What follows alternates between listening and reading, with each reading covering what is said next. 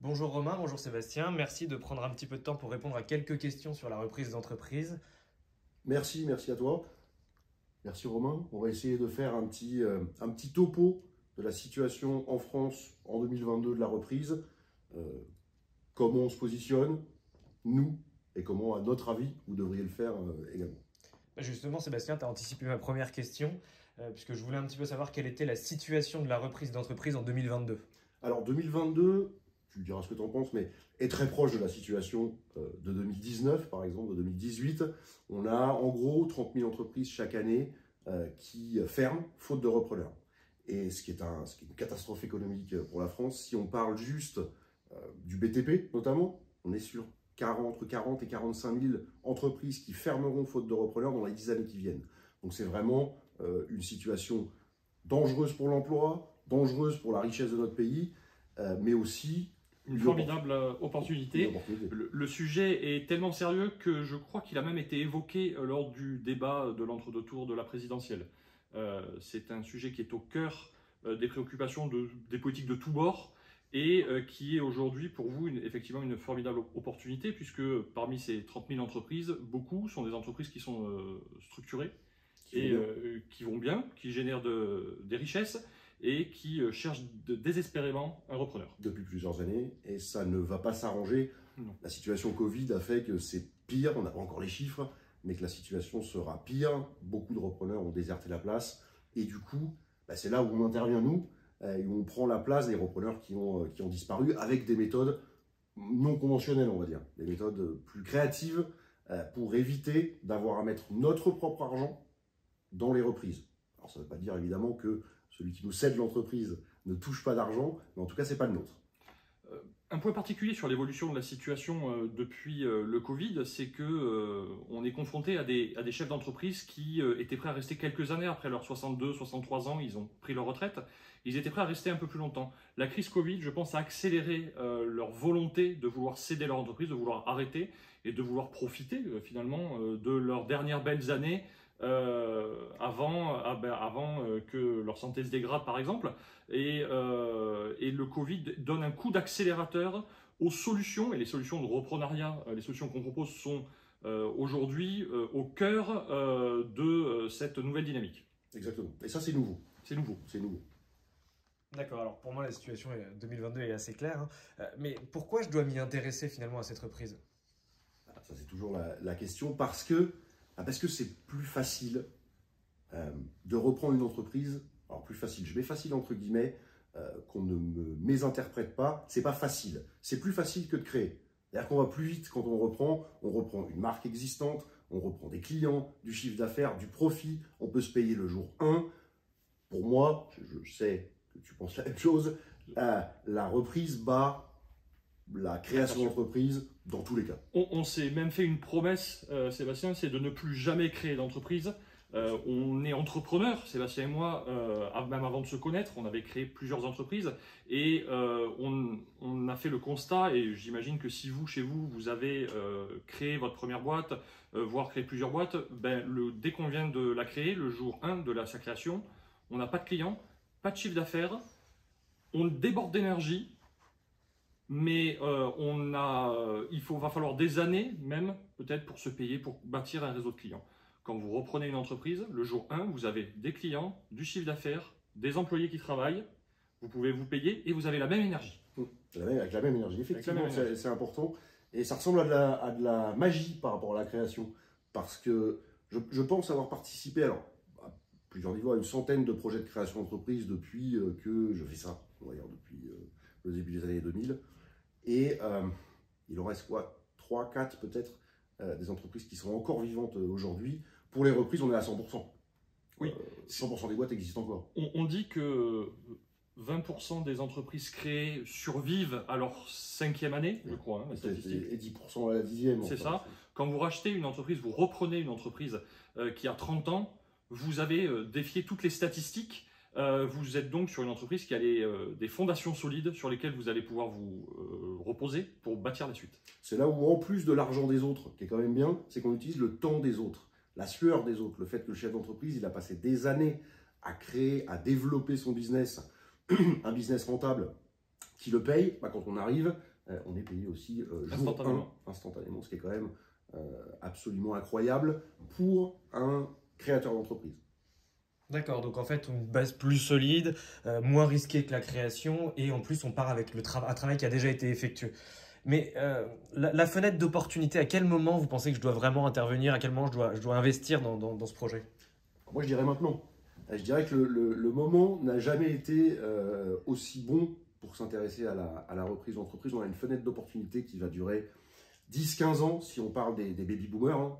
Vous connaissez le baby-boom. Beaucoup d'enfants qui sont aujourd'hui des personnes qui ont selon où on place le baby-boom, entre 55, 70, 75 ans.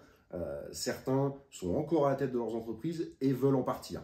Dans 15 ans, ce problème sera réglé. En tout cas, cette opportunité sera fermée. Le problème sera réglé d'une manière ou d'une autre, finalement. Les entreprises fermeront, mettront des employés à la porte, et d'autres auront été reprises par vous, on l'espère, et donc elles auront été sauvées et elles perdureront. Et on passera d'un marché d'acheteurs à un marché de vendeurs. Ça veut dire quoi? Ça veut dire qu'à ce moment-là, pour acheter les entreprises, pour reprendre les entreprises, il faudra avoir beaucoup plus d'argent. Aujourd'hui, on peut le faire en n'ayant rien. C'est pas vrai, mais en tout cas, pas d'apport personnel. Pas d'apport personnel. Mettre beaucoup de sueur, du temps, du travail, évidemment, mais sans mettre son argent. Bon, dans 15 ans, il faudra mettre son argent. Exactement. Alors nous, dans 15 ans, on ne sait pas où on sera, mais en tout cas, si on continue cette activité, on sera en capacité de le faire, mettre l'argent, puisqu'on en aura déjà repris beaucoup. Comme toute opportunité finalement financière, il vaut mieux être au début qu'à la fin. Exactement. Et quand on se dit qu'en 5 ans, on se met en sécurité financière en travaillant dur sur le reprenariat, en 15, on se met plutôt pas mal. Ouais. D'accord, donc la fenêtre d'opportunité, c'est clairement maintenant. Et est-ce qu'on pourrait sortir un petit peu de la théorie et rentrer dans un cas pratique? Est-ce que vous auriez un exemple à me donner? L'exemple du groupe Liber, je pense que ça me semble une... Oui, c'est plus simple pour nous pour le raconter, puisque c'est notre groupe et qui a été constitué uniquement avec les méthodes de reprenariat. Créé fin 2020, donc on est sur un peu plus d'un an de reprise. Aujourd'hui, on arrive à 20 millions d'euros de chiffre d'affaires, une dizaine d'entreprises en tout, plusieurs techniques utilisées et d'ici la fin de l'année, 6 à 8 nouvelles reprises pour entre 30 et 50 millions d'euros de chiffre d'affaires. Donc, voilà, en 2 ans, on aura fait quelque chose qui, en création... C'est l'histoire d'une vie. Alors, c'est l'histoire d'une vie et avec de la chance. Oui. Parce que, on n'est pas tous... vous ne l'êtes pas, on ne l'est pas, Steve Jobs. Créer une licorne en 2 ans, c'est compliqué. Même ces licornes ne sont pas faites en 2 ans. Une licorne rentable. Rentable. Les licornes qu'on voit à la télé ne sont pas forcément rentables. C'est la valorisation qui dépasse le milliard, mais la rentabilité n'est pas forcément là. Faut savoir qu'aujourd'hui, c'est notre métier à plein temps. On fait ça toute la journée. On fait du reprenariat, comme on dit. Exactement. Et on a souhaité raconter ici le groupe Liber parce que on avait créé des entreprises avant. Notre démarche a été de créer un groupe d'entreprises issu uniquement du reprenariat. Exactement. Avec plusieurs secteurs d'activité qui nous intéressent, qu'on a mis en silo. Pour ceux qui iront plus loin avec nous, on expliquera pourquoi et comment mettre vos entreprises en silo. D'accord. Alors, je vois que vous avez quand même une belle expérience avant, mais moi qui suis un peu monsieur tout le monde, est-ce que je peux vraiment réaliser ce que vous êtes en train de faire? Alors, oui et non. Est-ce que c'est pour tout le monde? Est-ce que tout le monde en est capable? À son niveau, je pense peut-être pas de monter un empire, mais enfin, je ne vois pas de blocage. Créer, celui qui est intéressé à la création d'entreprise, alors celui qui n'est pas du tout intéressé à la création d'entreprise, qui veut rester fonctionnaire par exemple, pas de problème, ça ne l'intéressera pas, c'est pas pour lui. Celui qui est, sa première motivation, si vous êtes là aujourd'hui, si votre première motivation c'est de quitter le salariat, devenir indépendant financièrement, alors vous avez franchi le premier pas en fait. La curiosité naturelle est le premier pas vers le reprenariat. Exactement. Et si vous êtes ici, a priori, tous ceux qui regardent cette vidéo peuvent le faire en étant bien accompagnés et pourront le faire dans les années qui viennent. Surtout que notre territoire de chasse est énorme, infini pour le coup. On ne pourra pas régler tous les problèmes. Nous, les reprenariat, dans les 15 prochaines années. On fait ce qu'on peut, mais on n'y arrivera pas que nous. Un point important, contrairement à l'obtention d'indépendance financière sur un horizon 5-10 ans, quand on va créer un petit business le soir en plus de son travail, le reprenariat vous permet d'être indépendant financièrement, c'est-à-dire de vivre 100% du reprenariat et donc d'arrêter votre activité salariée à côté dès la première reprise. Et c'est, je pense, aucun business model ne le permet.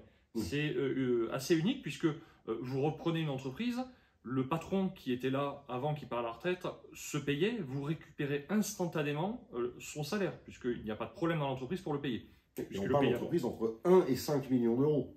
Donc c'est des entreprises qui génèrent des sous. Oui, rentable. Hein. Rentable, bien entendu. On ne s'intéresse, nous, aujourd'hui, qu'aux entreprises rentables.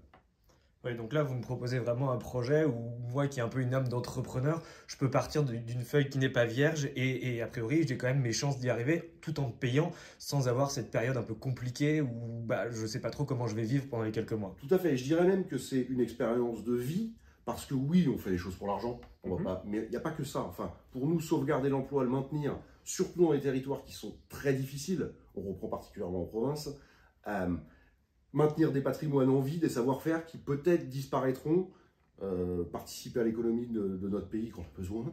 C'est des choses qui nous importent. L'enrichissement personnel, l'argent, est une conséquence de tout ça finalement.